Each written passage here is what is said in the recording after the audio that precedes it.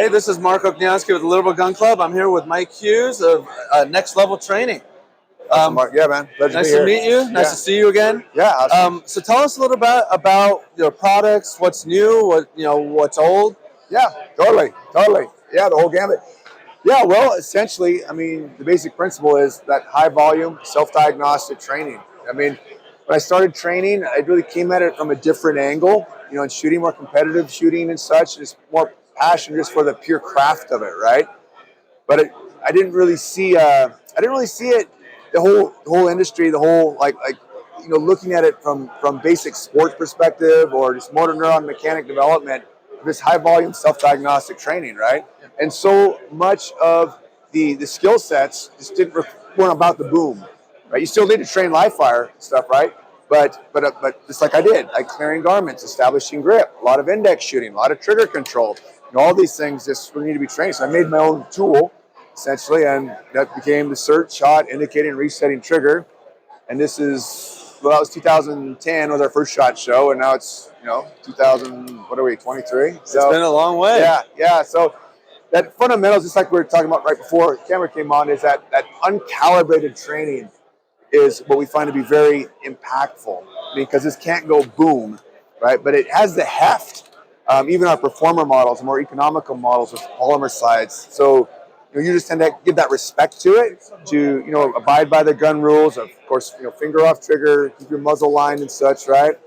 And then from there, just throughout the day, your trainings, make sure you're not carrying live and have a good backstop and stuff, right? But then, boom, here's my apparatus. Oh, I see a target kind of on that wall, so I can just boom, get a little bit of training, go back to my teleconference or whatever I was doing, right? Or should be doing. So, yeah. And so you started with one model which mimicked the Glock 17, correct? Yeah, functional features of that, yeah. And so how many different handgun models do you have now? Well, gosh, we have functional features, not to be confused with the source, attorney, right? Previous intellectual property attorney here speaking, I guess. Functional features of these other units, like, of course, Smith & Wesson, M&P, functional features of that, right? Interchangeable back straps and such. SIG 320s. These really came out beautiful. Yeah. Compact and full size. Really beautiful. Call it the SIRT 20. Functional features of the SIG came out really nice. And then it's a pocket pistol, sort of a homogenized Frankensteinish version of a lot of the compact pistols. We do have these little inserts right here, right? Which really affect the feel of the pistol. More like kind of more like a shield. Okay. It's our own, R&D or what have you. It's a liberal use of the word, but we just feel, gosh, that really has a different feel. Pop these two pins out, and feel a little bit more like a Glock 43 functional. Not exactly, but another option. It's another option. People like that. But it's weighted to feel the heft of having a gun of that size. Heft, form factor, yeah, all of them. I mean, the grip angle and the feel of it to really develop your index, your point shooting, is pretty important. And then getting into the training, like going from your point shooting to sighted fire, right? So you build records in your intuitive database to go from when you need to, just point shoot, just send it, just by the feel of the gun, to more sighted fire. And how do you build that knowledge of when you need your sights? Well, use your permission to fail card to go to failure, do a lot of reps, right? Like try to point shoot stuff.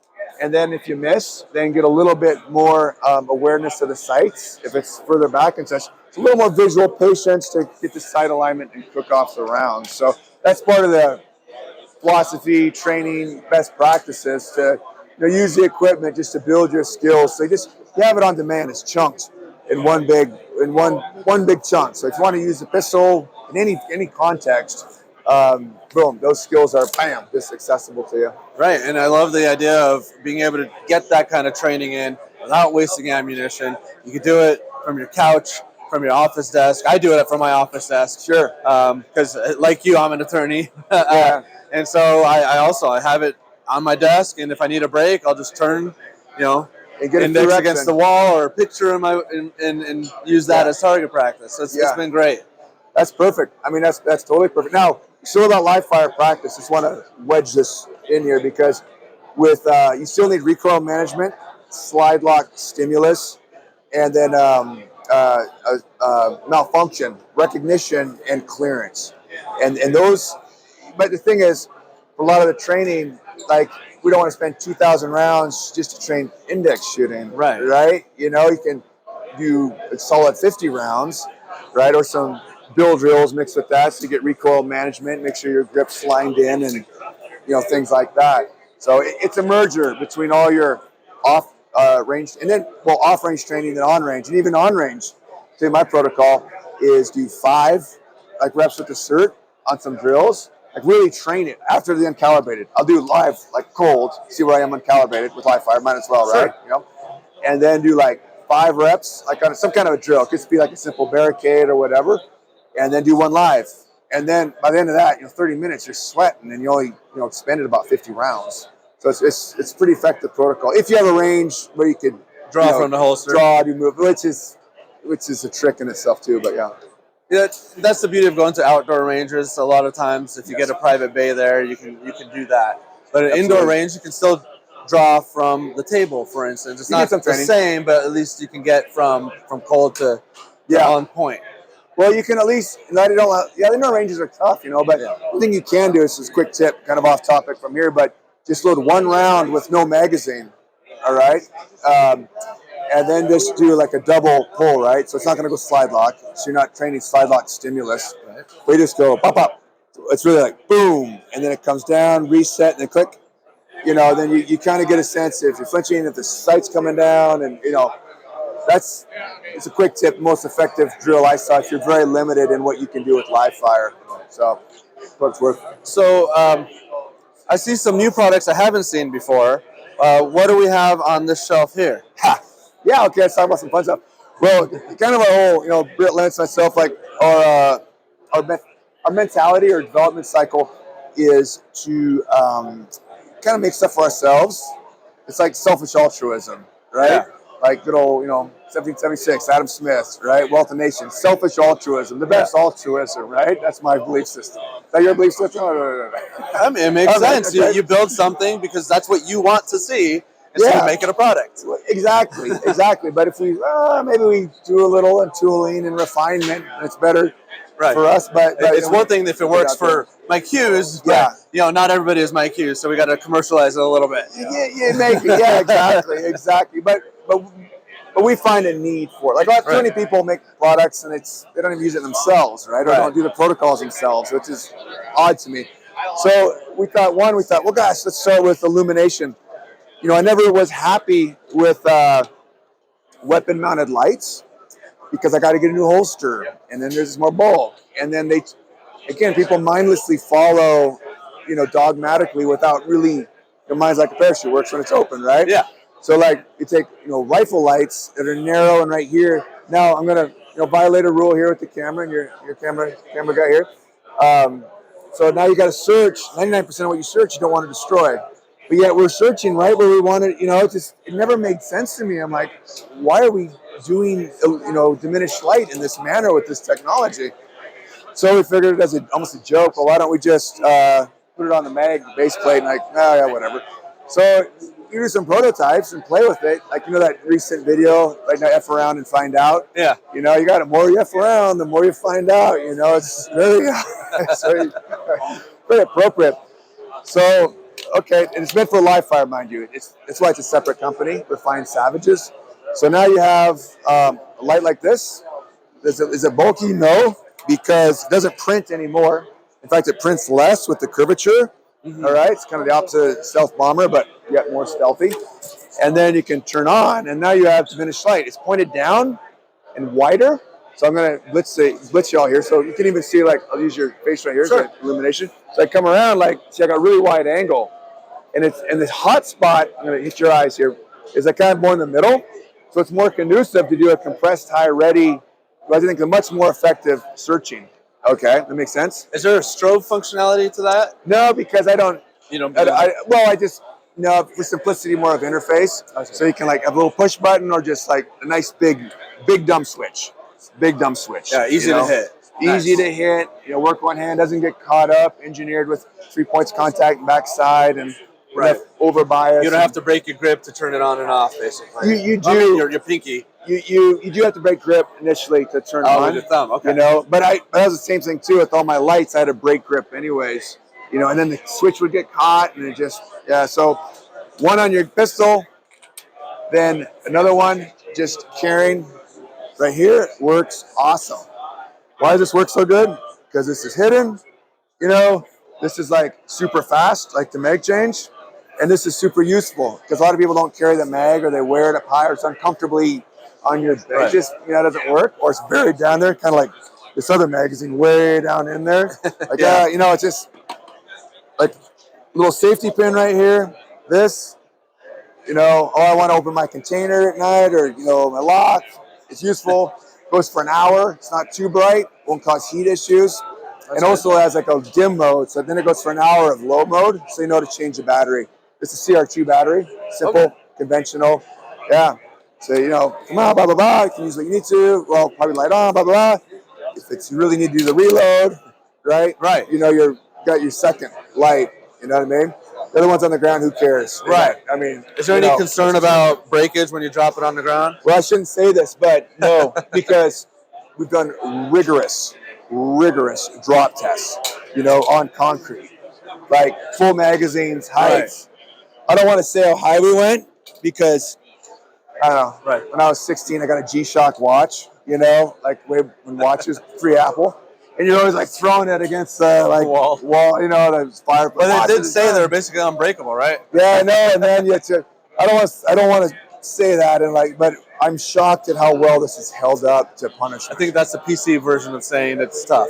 Yeah, you turn me into politically correct. What are you doing? Turn me into politically correct. I'm a refined savage. Yeah, there we go. Okay, thus the name. So what is this starting kit right here? I love this. Glad you're leading me here. So we also thought there's a spot up in a live fire drill. It's all for live fire. So we call it the G-Spot fire starting kit. But essentially we thought, well, gosh, why don't we make a full-blown fire starter kit, And the kind of reason is, too, it's the whole notion of refined savage. Whether you live urban or rural or an outstorm, something primal is about making fire, And if you're an evolutionary biologist or psychologist, whatever, I think there's something primal genetically into us humans that attracted to fire, that make fire, heat, warmth, like teamwork and all that stuff.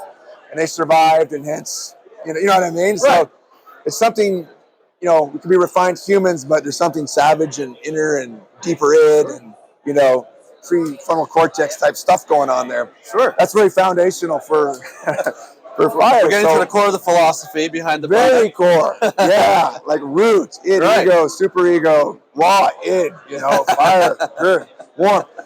So there's something about just making a fire, Right. And I think that's just important almost as a culture, right?